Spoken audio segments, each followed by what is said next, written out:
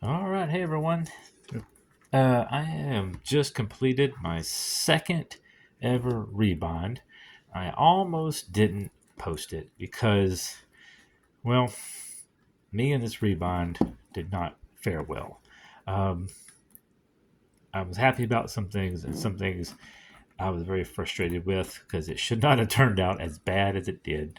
I wasn't going to do it. I was just going to stick it on the shelf as a reminder um, that I still have a lot to learn. But my wife said to go ahead and record it and to be a good video to look back on in years to come. And she's right. You know, we see these videos of people doing these fantastic things, whether it's Bible rebinding or something else, and we say, "Wow, look how awesome it is! I want to do that." And it takes time. It takes time. It takes skill. And I have not much practice in either. So this Bible was started out. It's a little King James Bible. I'll say little. It's a large print. It was a King James Bible. So I was trying to line that up. I didn't do a very good job there. And um, I like this Bible. It was given to me, just donated to me, and I like this little Bible. It has that old school look to it, especially um, when you see those pronunciation markers. And I don't know. I like this Bible. I've had a hard time seeing as of late, and so a large print Bible, I just love them. And usually with a large print Bible, I can do okay with the words, but the little references are hard to see. I actually can see these okay for some reason, even though they're smaller. And I don't know. I just kind of like this little Bible. Um, it was it's the little script they have there. Kind of give you an idea. It's a reference giant print, apparently, um, from World Bible Publishers. This was back in '86, I think. I was trying to find a date on it.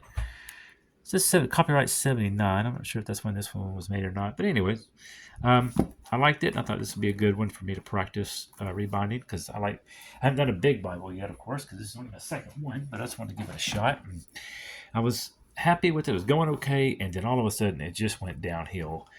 So I was kind of walking through, in case you want to know. This is the same leather that I used on my first rebind. I used this green river green on the outside, and I had this. I forget the name of it. Is it Capri granulosa or Capra granulosa? They're both different types of goat skin. I did brown on the inside and green on the outside, and I decided to flip flop it. I did green on the inside and brown on the outside. It's mainly because that's the only leathers I have right now. I do actually have some more on the way. Leather's kind of expensive, so I had to save up some money to get some. So for those of you that have asked me, my friends of mine that have asked me about rebinding your Bibles, it's a kind of expensive thing because leather is not cheap. So if you're interested in that, at some point I will be offering services, but right now I'm just practicing. So uh, that's what I went with, and so it started off with I was doing okay, measurements were going okay, everything was looking good until I started skiving. Skiving is when you take the leather. Here's a piece of leather.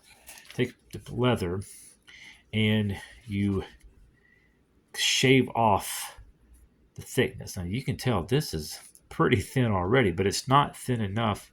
Well, this one might be. I don't know. It's not thin enough to fold over and glue when you do this part. And so I started skiving, and it skived a lot easier than that green did, but I kept like one mess up would throw me off anyways, and so I didn't get it skived well. And so when I folded it over, man, this thing fought me all the way all the way around. You can tell. I mean, if I got close, you can tell I did not get as good. Like all of a sudden, it just jumped back out or jumped back in the corners. Oh, the corners. When you don't skive well, I knew this already from watching videos. When you don't skive well, these corners are almost impossible. You can see it's just an ugly, ugly mess. Um, some of them did a little bit better than others, but you can see, well, I'll talk about the stitching in a minute, why that looks like that, is this all over. So some of the corners fought me pretty hard. The whole thing fought me. It did not want to lay down because I did not have it skived well and thinned out well. So when I started having issues, I decided, I'll just perimeter stitch it. I've done just a little bit of hand stitching before. I don't have any special machine or anything. I just hand stitched it. My dog's upset. And so I thought, so I'm having a hard time making it stay down. I'll just stitch it. So I went through with my chisel or I think that's what it's called. Is it called chisel? Anyways, I punched the holes in it, and it did okay on the outside. I didn't have much trouble there. Got a little crooked on some of them, but since my fold over was irregular, my corners didn't do right. Every time I would hit a spot, I guess I went too far. I went too far in. I should have stayed further out to the edge. And so when my fold over wasn't straight. No matter how hard I tried, I could not get it straight because I didn't have anything to work with. It was sky well. And so when the hole went through, sometimes it caught the brown and sometimes it didn't. So prime example would be right there. It just flat out missed. And so it looks like, and so when the needle and thread went through, it kind of buckled. And the holes buckled. No, when I punched a hole, it buckled as well. Anyways, it just did not play nice. And so the stitch line is just it's just all over. I was not like here. I missed the whole brown right there. So I don't know. Anyways, wasn't real happy with that. This I guess it was a reject skin, and so there's a little nicks and stuff on it. But I'm okay with it. I like the character. I feel like I did a little bit. Can't think the camera gives me an advantage here. I didn't tool them as well as I would wanted, but it did look okay. I did better on my stamping this time. I feel like I got it a little bit more centered. Got my little logo, but happy with that. Did a Holy Bible, and then I did the stamp on the inside bottom.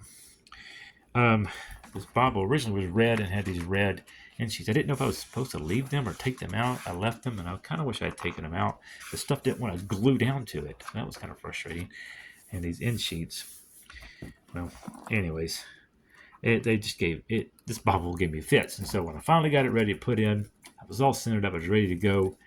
And wouldn't you know it, I don't know. I think I got this piece of the leather in the wrong spot or not good enough. I don't know. And so I'm off again. It did it last time. You can't really tell, but especially when you lay it down, you notice that the bottom wants to stick out further. I did that the last time. I don't know what obviously I'm not doing it right. I'm not gluing it down. I don't like the way my Oxford Hollow turned out. I don't know. I just kept running across problems. I did decide to do 3 ribbons in this one. I did a green, a white, and a orange, and I thought they kind of went good with almost like a fall theme. That's kind of what I had in mind when I saw it. Anyways, not disappointed or anything. It's my only second one, but I'm not really happy with the way my stitch lines came out. So I don't know if I should have stitched from this side down. I don't know. Anyways, it's when I re-glued it though, it wants to fall into the gutter here a little bit. So that may take some time to get it, get to lay down and be nice again. I didn't think it would give me that much trouble since it was an older Bible, but it's wanting to fight a little bit. So I'm hoping a little bit of, just a little bit of use with it maybe, and I don't want to come back out. But I'm not super pleased with the way it came out, but for my second one, I felt like I did decent. I just got a lot to learn, and I guess I just got to tear up some leather to figure it out, But anyways, I'm pretty happy with it. So there's my second one. If you want this, if you happen to be watching this and you want this little guy, it's in rough shape, man. So my wife told me I need to keep it and stamp something to remind me that, not perfection is not the key, which it isn't. I know that. But anyways, I don't want to get this too long. It's already too long. Anyways, I just want you to show it to you. And there it is. Number 2.